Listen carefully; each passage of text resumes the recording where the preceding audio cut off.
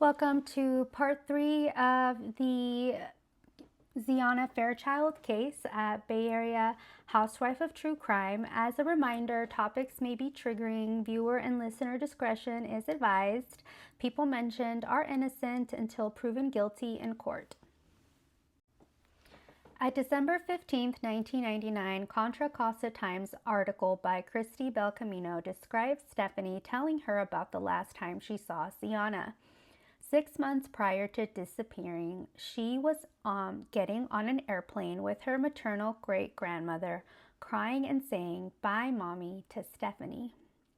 Christy Belcamino, a former reporter with the Contra Costa Times, co-wrote Letters from a Serial Killer with Xiana's real mommy, Stephanie Kapuali'I, which was a fantastic resource on this case, and the Mitzi Sanchez case, which I'm also going to release an episode on.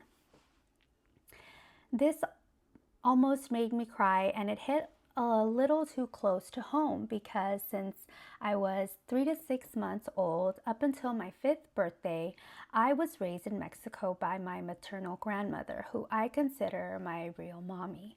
My birth mother also called her and said she was ready to have me. And despite the heartbreak this caused my abuelita and I, my abuelita put up a fight that she ultimately lost. I came to the United States not knowing a lick of English. Actually, I did know how to say one thing: my eyes are blue. It's not every day you see a blonde-haired, blue-eyed, full-blooded Mexican, but we do exist. And I remember not liking any of the food here.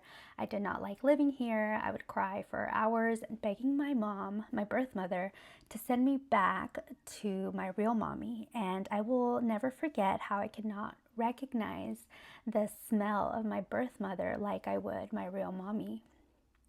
It did not smell like my mommy because she was not my mommy, and probably never will be. However hard this pill is to swallow, for myself, it's taken a lot of years of groundbreaking therapy, medication to come to terms with this myself.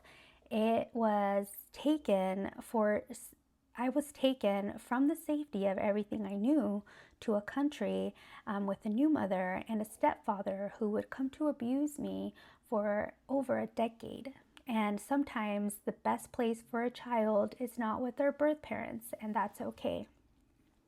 Xiana was not at the place that was in the best interest for her, and I was not at the place that was in the best interest for me, but the world failed us, and in comparison to Xiana's fate, I feel rich. So yeah.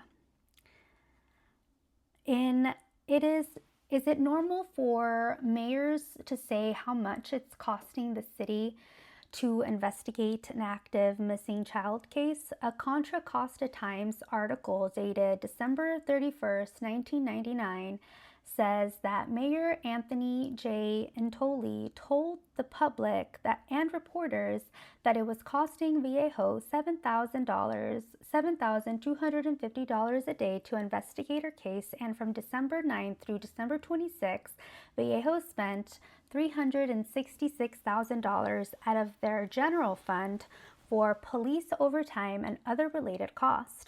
In early December of 1999, the reward for information leading up to Xiana was $5,000. By December 14, 1999, it doubled to $10,000.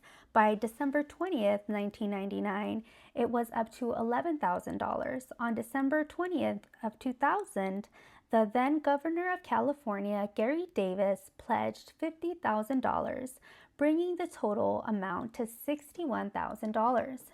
Then, on January 27th of 1999, thanks to Xiana's church family in Honolulu, the reward grew to $75,000. And despite the massive efforts, this still was a big difference to the $265 reward in the Poly class case of 1993, which I've covered, by the way, if you want to scroll back to see that episode.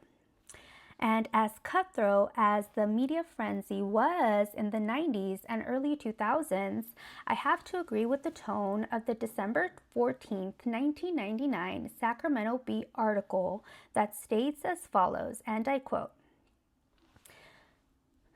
"The question is, under what circumstances should a 7-year-old child be left at a bus stop alone? You may live in a tranquil farming valley or in the grittiest, toughest part of town. You may be running from one job to another or may be sick and sleeping in. Either way, the answer to the question is the same in my book. Never.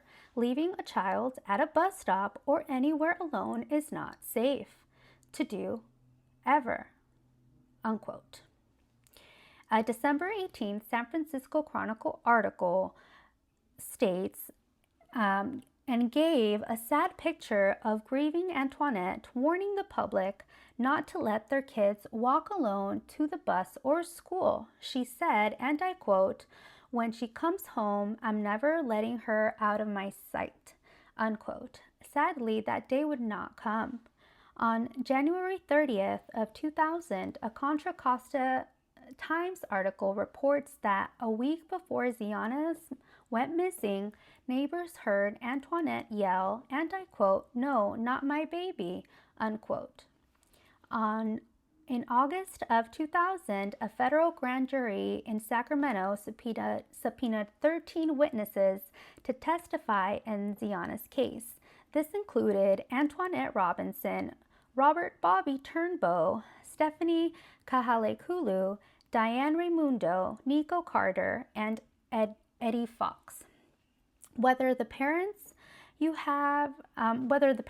you bad vibes or not, and when Bobby told the Mercury News that, and I quote, "The press has to stop looking at us and start looking for Xiana," unquote, he turned out to be right.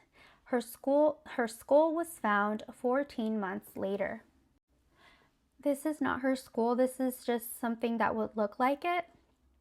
On January 19th, 2001, a construction worker driving on Soda Spring Road in the Santa Cruz Mountains saw something that appeared to be a rock 2 feet away from the road.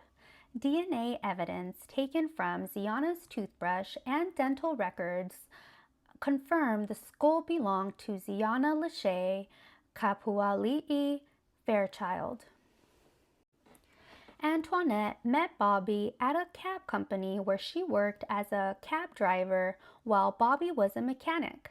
A man named Curtis Dean Anderson also worked at Vallejo City Cab.